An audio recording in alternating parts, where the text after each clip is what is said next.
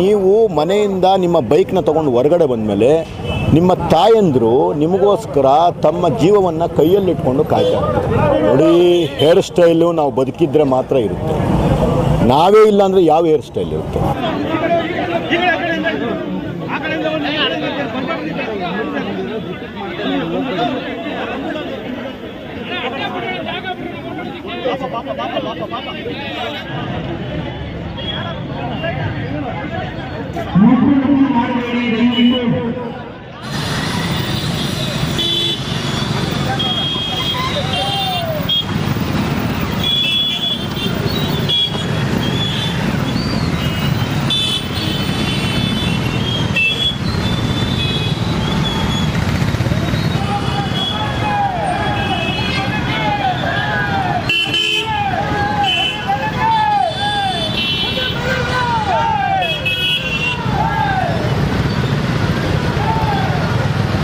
ಇವತ್ತಿನ ಕಾರ್ಯಕ್ರಮ ಚಿಕ್ಕಬಳ್ಳಾಪುರ ಜಿಲ್ಲಾ ಪೊಲೀಸ್ ವರಿಷ್ಠಾಧಿಕಾರಿಗಳು ಇದೇ ತಿಂಗಳ 12ನೇ ತಾರೀಕು ಇಡೀ ಚಿಕ್ಕಬಳ್ಳಾಪುರ ಜಿಲ್ಲೆಯಲ್ಲಿ ಕಂಪಲ್ಸರಿ ಎಲ್ಲ ದ್ವಿಚಕ್ರ ವಾಹನ ಚಾಲಕರು ಹೆಲ್ಮೆಟನ್ನು ಧರಿಸಬೇಕು ಅನ್ನೋದನ್ನು ಹೇಳಿದ್ರು.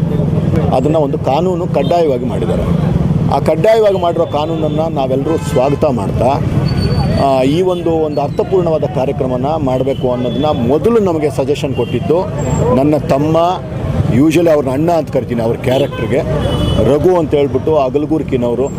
ಅವರು ನನಗೆ ಈ ಒಂದು ಸಜೆಷನ್ನ ಕೊಟ್ಟರು, ಈ ಥರ ಮಾಡೋಣ ಅಂತೇಳ್ಬಿಟ್ಟು. ಮತ್ತು 25ನೇ ತಾರೀಕು ಒಂದು ಕ್ರಿಸ್ಮಸ್ ಹಬ್ಬ ರಜಾ ಇದೆ, ಜೊತೆಗೆ ನನ್ನ ದೇಶದ ಹೆಮ್ಮೆಯ ಮಾಜಿ ಪ್ರಧಾನಿಗಳಾದ ವಾಜಪೇಯಿ ಅವರ ಹುಟ್ಟಿದ ದಿನ.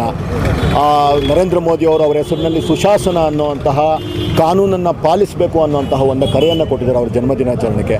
ಸೊ ಈ ಒಂದು ಕಾರ್ಯಕ್ರಮ ಮತ್ತು ಈ ಒಂದು ಸನ್ನಿವೇಶನ ಉಪಯೋಗಿಸ್ಕೊಂಡು ಜನಗಳಲ್ಲಿ ಒಂದು ಜಾಗೃತಿ ಮೂಡಿಸುವಂತಹ ಒಂದು ಪ್ರಾಮಾಣಿಕವಾದ ಪ್ರಯತ್ನವನ್ನು ನಾವೆಲ್ಲರೂ ಸೇರಿ ಮಾಡಿದ್ವಿ. ಅದಕ್ಕೆ ಚಿಕ್ಕಬಳ್ಳಾಪುರದ ನಾಗರಿಕರು, ವಿಶೇಷವಾಗಿ ಯುವಕರು, ಯುವತಿಯರು, ಗೃಹಿಣಿಯರು ಬಂದು ಇದೊಂದು ಕಾರ್ಯಕ್ರಮದಲ್ಲಿ ಪಾಲ್ಗೊಂಡು ಕಾರ್ಯಕ್ರಮವನ್ನು ಅದ್ಭುತವಾಗಿ ಯಶಸ್ವಿಗೊಳಿಸಿದ್ದಾರೆ. ಅವರಿಗೆಲ್ಲರಿಗೂ ನಾನು ಧನ್ಯವಾದಗಳನ್ನ ತಿಳಿಸ್ತೀನಿ.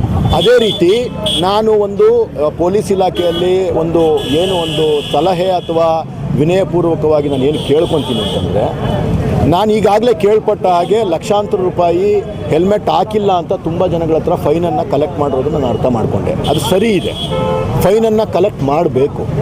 ಆದರೆ ಮೊದಲನೇ ಬಾರಿಗೆ ಫೈನನ್ನು ಕಲೆಕ್ಟ್ ಮಾಡೋ ವಿಚಾರದಲ್ಲಿ ಪೊಲೀಸ್ ಇಲಾಖೆ ಏನಾದರೂ ಅವಕಾಶ ಸಿದ್ದರೆ ಆ 500 ರೂಪಾಯೋ 1000 ರೂಪಾಯಿ ಏನು ಕಲೆಕ್ಟ್ ಮಾಡ್ತಿದ್ದಾರೆ ಅಷ್ಟು ಹಣದಲ್ಲಿ ಅವರಿಗೆ ಒಂದು ಇಮ್ಮಿಡಿಯೇಟಾಗಿ ಹಣ ಕಲೆಕ್ಟ್ ಮಾಡಿ ಇಮ್ಮಿಡಿಯೇಟಾಗಿ ಅವ್ರಿಗೊಂದು ಹೆಲ್ಮೆಟ್ ಕೊಡೋವಂತಹ ಕೆಲಸ ಏನಾದರೂ ಆದರೆ ನಿಜಕ್ಕೂ ಇದಕ್ಕೊಂದು ಅರ್ಥಪೂರ್ಣವಾದ ಒಂದು ತಾರ್ಕಿಕವಾದ ಅಂತ್ಯ ಸಿಗುತ್ತೆ ಅನ್ನೋದು ನನ್ನ ಒಂದು ಉದ್ದೇಶ.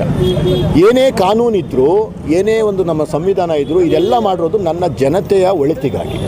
ಆ ಜನತೆಯ ಒಳಿತಿಗಾಗಿ ಅಂದರೆ ಶುಲ್ಕವನ್ನು ತಗೊಂಡು ಅವರಿಗೆ ಹೆದರಿಸೋದ್ರ ಮಾತ್ರ ಮಾಡದೆ ಅವರಿಗೆ ಇಮ್ಮಿಡಿಯೇಟಾಗಿ ಒಂದು ಹೆಲ್ಮೆಟ್ ಕೊಡೋ ಅಂಥ ಕೆಲಸ ಮಾಡಿದ್ರೆ ಅದಕ್ಕೆ ಭಗತ್ ಸಿಂಗ್ ಚಾರಿಟೇಬಲ್ ಟ್ರಸ್ಟು ನಿಮ್ಮ ಜೊತೆ ನಿಂತ್ಕೊಳುತ್ತೆ. ನಿಮಗೆ ಮುಂಗಡವಾಗಿ 1000 ಅಥವಾ 2000 ಹೆಲ್ಮೆಟ್ ಬೇಕಿರೋ ನಾವು ಕೊಟ್ಟಿರ್ತೀವಿ. ನೀವು ಯಾವಾಗ ನಿಮಗೆ ಕಲೆಕ್ಷನ್ ಆಗುತ್ತೆ ಅಂದರೆ ಈ ಥರ ಯಾರು ಆ ನಿಯಮಗಳನ್ನು ಪಾಲಿಸ್ತಾ ಇಲ್ಲ ಅವರು ಹಣ ಕೊಟ್ಟು ಯಾವಾಗ ಹೆಲ್ಮೆಟ್ ತೊಗೊತಾರೆ ಆವಾಗ ನೀವು ನಮಗೆ ವಾಪಸ್ ಕೊಡೋವಂಥ ಕೆಲಸ ಕೂಡ ಮಾಡ್ಬೋದು. ಎಲ್ಲರೂ ಸೇರಿ ನಾವು ಪೊಲೀಸ್ ಇಲಾಖೆಯ ಜೊತೆಗೆ ನಮ್ಮಂಥ ಟ್ರಸ್ಟ್ಗಳಾಗಿರ್ಬೋದು, ನಾಗರಿಕರಾಗಿರ್ಬೋದು, ಯುವಕರು ಸೇರಿರ್ಬೋದು, ಎಲ್ಲರೂ ಸೇರಿದ್ರೆ ಮಾತ್ರ ಒಂದು ಅರ್ಥಪೂರ್ಣವಾದ, ಬಲಿಷ್ಠವಾದ, ಒಂದು ಸುಂದರವಾದ ಭಾರತವನ್ನು ಕಟ್ಟೋದು ಅನ್ನೋದು ನನ್ನ ಒಂದು ಅಭಿಪ್ರಾಯ.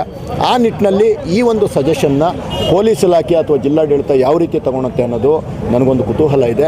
ಅವರೇನಾದರೂ ಸಕಾರಾತ್ಮಕವಾಗಿ ಸ್ಪಂದಿಸಿದ್ರೆ ನಾನು ಇಮ್ಮಿಡಿಯೇಟಾಗಿ ಸಂಬಂಧಪಟ್ಟ ಅಧಿಕಾರಿಗಳ ಜೊತೆ ಮಾತಾಡಿ ನಾವು ಯಾವ ರೀತಿ ಕೈ ಜೋಡಿಸ್ಬೇಕು ಭಗತ್ ಸಿಂಗ್ ಚಾರಿಟೇಬಲ್ ಟ್ರಸ್ಟಿಂದ ಅದನ್ನು ನಾವು ಮಾಡೋಕ್ಕೆ ರೆಡಿ ಇದ್ದೀವಿ ಅಂತ ಈ ಮುಖಾಂತರ ಹೇಳೋಕ್ಕೆ ಇಷ್ಟಪಡ್ತೀನಿ. ನೋಡಿ, ಹೇರ್ ಸ್ಟೈಲು ನಾವು ಬದುಕಿದ್ರೆ ಮಾತ್ರ ಇರುತ್ತೆ, ನಾವೇ ಇಲ್ಲ ಅಂದರೆ ಯಾವ ಹೇರ್ ಸ್ಟೈಲ್ ಇರುತ್ತೆ? ಜೊತೆಗೆ ನಾನು ಯುವಕರಲ್ಲಿ, ವಿಶೇಷವಾಗಿ ಯುವಕರಲ್ಲಿ ನಾನು ವಿನಂತಿ ಮಾಡೋದೇನಂತಂದರೆ, ನೀವು ಮನೆಯಿಂದ ನಿಮ್ಮ ಬೈಕ್ನ ತೊಗೊಂಡು ಹೊರಗಡೆ ಬಂದಮೇಲೆ ನಿಮ್ಮ ತಾಯಂದರು ನಿಮಗೋಸ್ಕರ ತಮ್ಮ ಜೀವವನ್ನು ಕೈಯಲ್ಲಿಟ್ಕೊಂಡು ಕಾಯ್ತಾ ಇರ್ತಾರೆ. ಅದನ್ನು ತಾವು ಮನಸ್ಸಲ್ಲಿಟ್ಕೊಳ್ಳಿ. ನೀವು ಬದುಕಿ ವಾಪಸ್ಸು ಮನೆಗೆ ಹೋದ್ರೇ ನಿಮ್ಮ ತಾಯಿ ಮತ್ತೆ ಕಳಕಳೆಯಾಗಿರ್ತಾರೆ.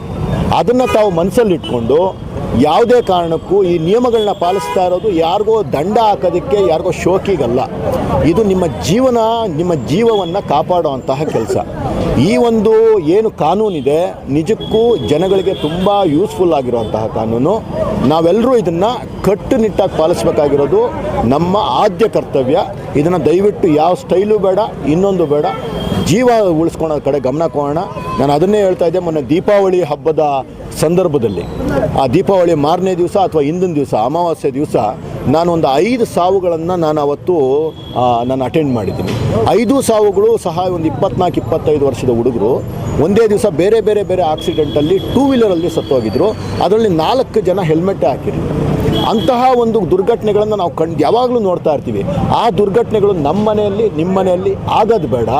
ದಯವಿಟ್ಟು ನಮ್ಮ ಕುಟುಂಬಗಳನ್ನು ಅನಾಥ ಮಾಡಬಾರ್ದು ಅಂತಂದರೆ, ನಮ್ಮ ಕುಟುಂಬಗಳು ಖುಷಿಯಾಗಿರಬೇಕು ಅಂದರೆ ನಾವು ಕಾನೂನನ್ನು ಪಾಲನೆ ಮಾಡಬೇಕು.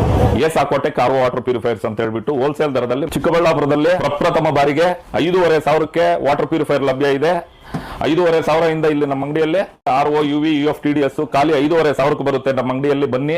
ನಮ್ಮ ಲೊಕೇಶನ್ ಬಂದು S Aquatech Canara bank opposite ಅಲ್ಲಿ ಆಂಬೂರ್ ದಮ್ ಬಿರಿಯಾನಿ ಪಕ್ಕದ ರೋಡ್ ಅಲ್ಲಿ 2ನೇ ಅಂಗಡಿ ಬರುತ್ತೆ.